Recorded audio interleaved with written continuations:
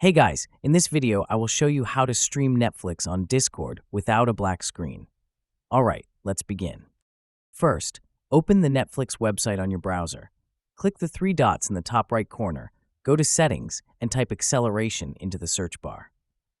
Under Hardware, toggle off the Use Graphics Acceleration when available option. Click Relaunch and wait a few seconds for the changes to take effect.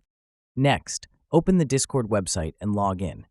Click the gear icon at the bottom to open Settings. On the left side, scroll down and click Advanced. If there is no hardware option, open the Discord application on your PC, go to Settings, and toggle off the hardware acceleration option. Click OK to apply the changes. Now, go to Settings again, scroll down, and select Registered Games. Click Add It and select Google Chrome from the list. Choose the Game button and it will be added to your Discord account. On the home screen of Discord, select the server where you want to stream.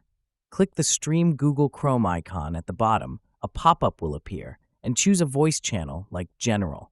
Set your stream quality and click the Go Live button. Your screen will now start streaming. So that's basically how you can stream Netflix on Discord without a black screen. And that's it for this video. If you find this helpful, consider subscribing and giving this a big thumbs up. Thanks.